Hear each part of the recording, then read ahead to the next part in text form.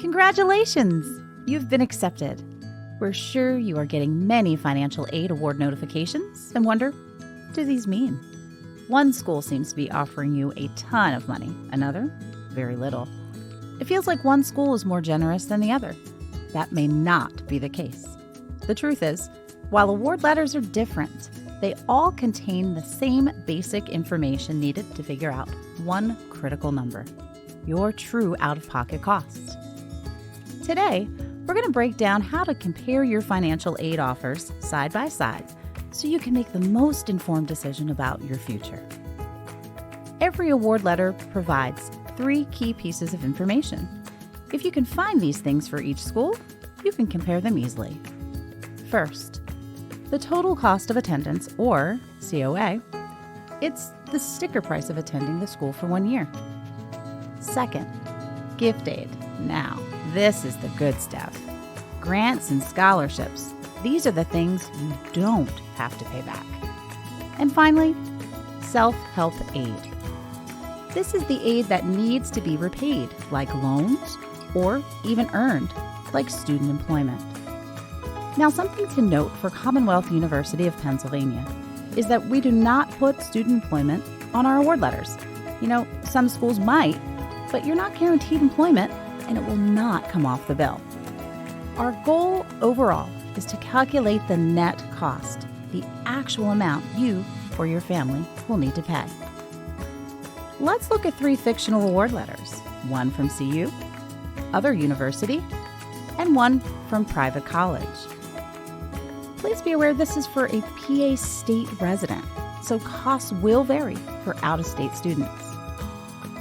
The cost of attendance includes tuition, fees, on-campus room and food or meal plans, all known as your direct costs.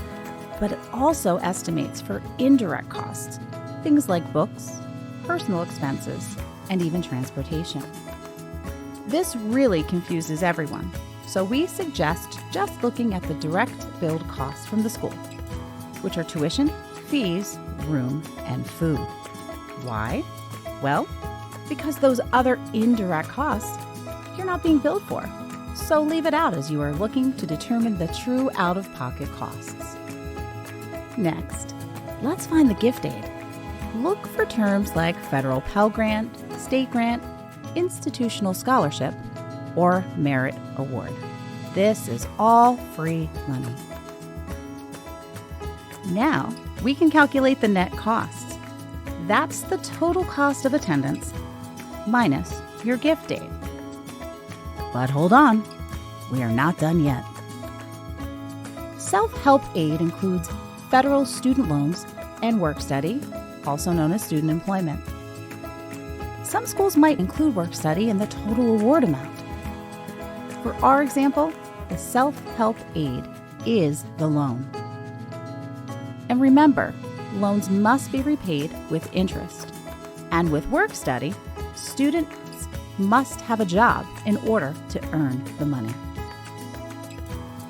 Be cautious of letters that rely heavily on loans, especially Parent Plus loans. They're making the award look better than it actually is. For a true comparison of the school's commitment, please focus on that net cost, out-of-pocket cost, after only grants and scholarships.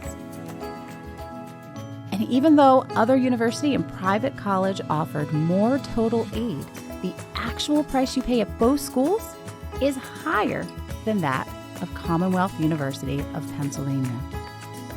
It is important to keep in mind there may be other aid available, such as state grants, grants for certain programs of study, and outside scholarship opportunities to bring that out-of-pocket cost down even further. Here are a few final tips for your comparisons. Check renewability.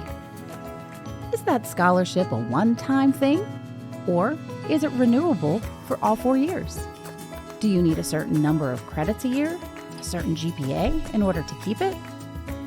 Can you stack scholarships? We mean, can you stack coupons in the grocery store to make the bill lower? Yes, you can. But does the school take away some of your gift aid if you get those outside scholarships? Finally, don't be afraid to ask. If something is unclear, call the financial aid office. We're always here to help.